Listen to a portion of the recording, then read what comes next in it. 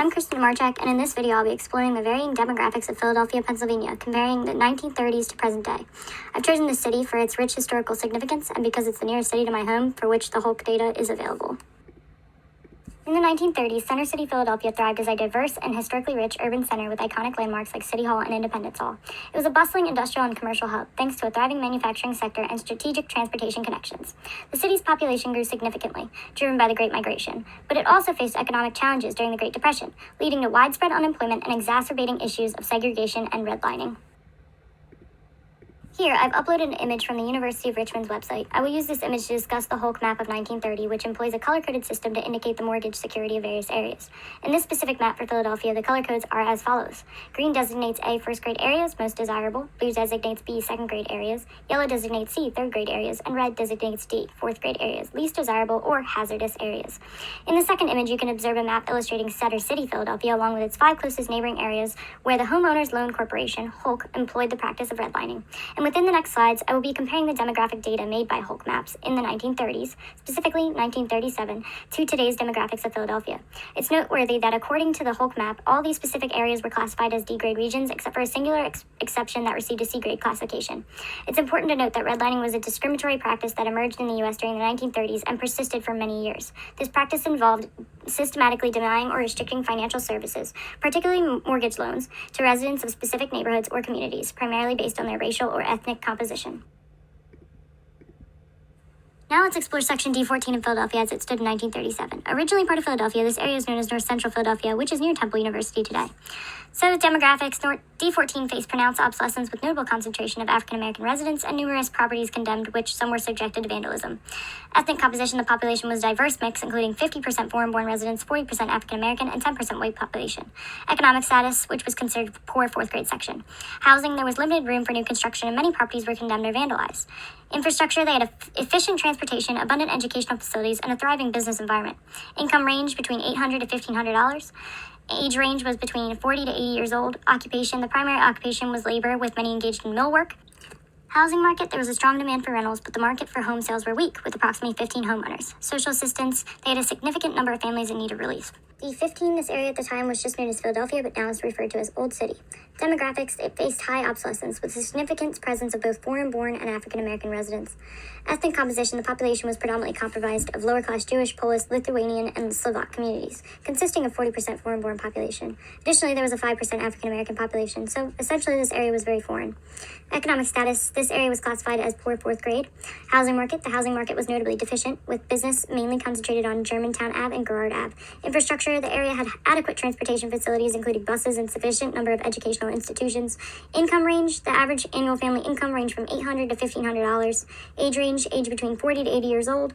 Occupation, the majority of residents were laborers, including those with common skills. Housing market, there was approximately 15 to 20 homeowners, but the demand for home sales was limited, while rentals were considered fair. Social assistance, a significant number of families in this area were in need of relief. Now let's focus on Section C16, which was situated in the heart of Philadelphia at Rittenhouse Square. Demographics, it was historically categorized as a favorable area with a HOLC yellow rating. Ethnic composition, this area was primarily inhabited by predominantly white population, mostly comprised of businessmen with no significant foreign or African presence. Economic status, distinguished as the most prestigious residential enclave, boasting well-maintained residences. Housing, distinguished by its upscale apartments and elegant 3 to 4-story row homes. Income range, the average annual family income notably exceeded $5,000. Infrastructure, conveniently situated near commercial zones, it offered excellent transportation options and well-maintained infrastructure. Age range, within the bracket of 50 to 75 years old. Occupation, it was predominantly occupied by successful businessmen and white-collar professionals. Housing market, the housing market here was characterized by fair home sales, thriving rental opportunities, and a strong community of 75 homeowners. Social assistance, this community enjoyed a prosperous environment with no significant demand for relief. Section D17 was located in South Philadelphia near present-day Queens Village, or Passing Square. Demographics included a historical context that was significantly outdated. Ethnic composition featured a diverse mix of residents with approximately 60% foreign-born residents and 10 to 13% African-American. Economic status was a poor fourth-grade section. Housing, homes in this neighborhood consisted of 2-story row homes nested along narrow and quaint streets. Income range was between $500 and $2,000. Infrastructure, residents benefited from solid transportation options, especially via subway, and they were conveniently close to local businesses. Age range was between 20 and 75 years old, which is pretty diverse. Occupation, primarily this area was inhabited by skilled and common laborers.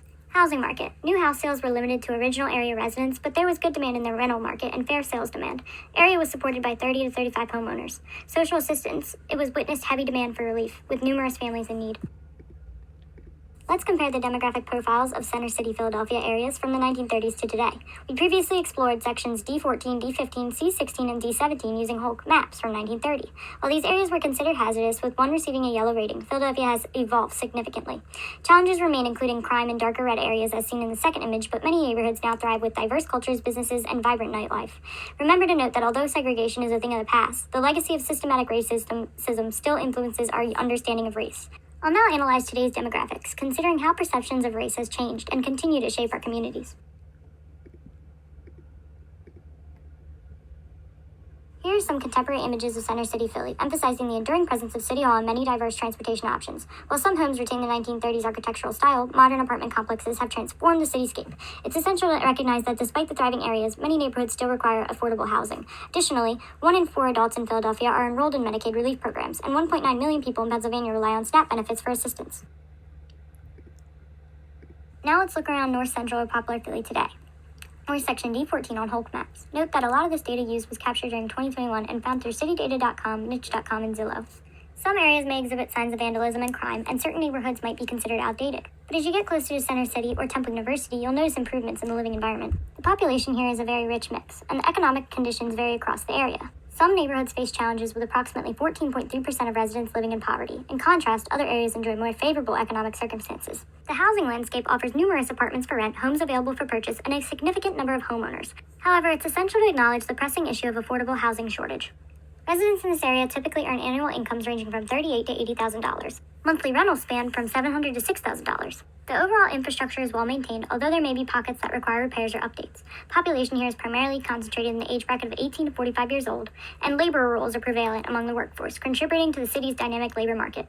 The housing market is highly competitive, with homes ranging in price from $200,000 to $800,000. Residents in need have access to essential social assistance programs, including Medicaid and SNAP benefits. Comparing Section D14 in 1937 to 2021 reveals substantial community changes. However, concerning patterns of segregation and economic disparities persist. Despite increasing ethnic diversity, racial and economic inequalities still remain, reflecting enduring systematic issues. Housing affordability concerns persist, indicating an ongoing challenge. The historical legacy of segregation still affects demographics and economic status, highlighting the need for sustained efforts to address these entrenched inequalities. Now look at Northern Liberties, which was Section D15 on HOLC maps. The area boasts good transportation options, creating a relatively pleasant living environment, although some crime exists. Has a very diverse mix of backgrounds. The area is characterized by excellent schools, a thriving business community, and low poverty rate, with only 3% of the population living below the poverty line. Many apartments for rent and homes for sale, predominantly features bricks 2 to 4-story homes. On average, residents earn incomes ranging from $70,000 to $102,000 annually. Rental rates in the neighborhood are roughly $3,000 a month.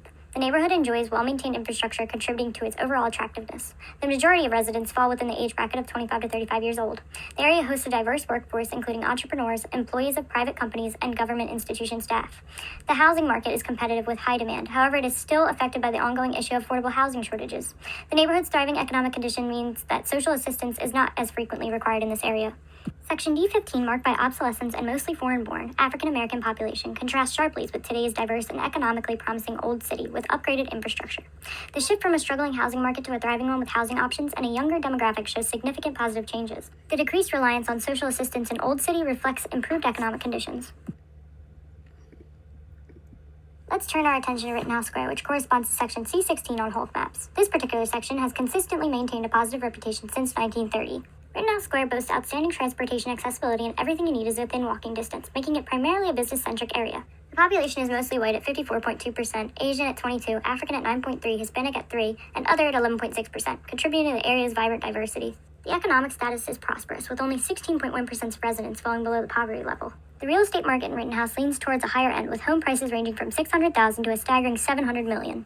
Residents here typically earn median incomes between $105,000 to $112,000 annually. The average rental cost hovers around $2,000 a month, reflecting the area's premium status. The area has impressive infrastructure, tall buildings, numerous high-level apartments, and even iconic skyscrapers. The neighborhood has a diverse workforce with employees from various companies, governmental agencies, and a thriving community of entrepreneurs. The age range here spans from about 22 to 40 years old. And despite high availability of properties, there's a scarcity of buyers, and Rittenhouse Square remains unaffordable to the average individual. The overall economic well-being of the area means that the residents typically do not require social relief programs. Overall, while the demographics have remained predominantly white and wealthy, the area has seen notable transformations in its physical infrastructure and urban development, making it more attractive and vibrant while still maintaining its historical demographic character. Now let's look at the neighborhood of Queens Village and Pasung Square. These neighborhoods are known for their pleasant ambience, excellent transportation access, good schools, and is ranked number 2 best place to live in Philadelphia, according to niche.com. The neighborhood has a predominantly white population, accompanied by African Americans, Asians, Hispanics, and a blend of other ethnic groups. The economic outlook is positive, with only 9.4 residents falling below the poverty level. The neighborhood's housing landscape is primarily town and row homes, with additional options like apartment and individual houses. Residents typically earn an annual income averaging around $130,000. The median monthly rental is approximately $1,300, and it's worth noting that a larger portion of residents own their homes rather than rent. The area boasts a charming blend of colonial-style homes, modern-age dining, and well-cultured shopping destinations, resulting in picturesque, cohesive neighborhoods. The workforce is diverse, encompassing employees from various companies, thriving entrepreneurs, and professionals in business and management roles. The age range spans from 25 to 50 years old, contributing to the vibrant and dynamic atmosphere. The housing market is characterized by limited homes available for sale and minimal rent availability, as per data from Zillow. Thanks to the neighborhood's overall prosperity, there is minimal demand for social relief programs. The comparison between Queens Village in 2021 and Section D17 in 1937 reveals substantial differences. While today the area is characterized by a diverse and affluent population, modern amenities, and a positive economic outlook, Section D17 in 1937 had a more outdated demographic context, limited economic opportunities, and a lack of modern amenities. This comparison highlights the remarkable transformation and improved living conditions in the area over the decades. In conclusion, analyzing HOLC area ratings from 1937 and their contemporary implications reveal key insights. Persistent redlining effects. HOLC area ratings from the 1930s still correlate with modern poverty, racial concentration, and other related factors, highlighting enduring redlining policy impacts. Communities historically labeled as high risk, often communities of color, continue to face economic challenges and racial disparities. However, some areas have improved conditions over time. Neighborhood transformations. Specific case studies like the transition from Section D17 in 1937 to Queens Village / Pasung Square today show how neighborhoods can evolve. Gentrification is evident, with better demographics, economic prospects, and infrastructure, illustrating complex neighborhood dynamics. Gentrification and redlining. Gentrified neighborhoods often align with historical redlining classifications. These once neglected areas have revitalized, displacing long-standing residents, a reflection of redlining legacy. Continued impact. Redlining policies continue to affect cities and communities. Economic, housing, and social assistance disparities often stem from historical redlining, perpetuating inequality. While progress has been made in some areas, places like Section D14 or North Central Philly still grapple with redlining effects, shaping economic and racial disparities. This underscores the need for targeted interventions and equitable urban development in these areas. Overall, addressing the legacy of redlining is crucial for contemporary urban landscapes.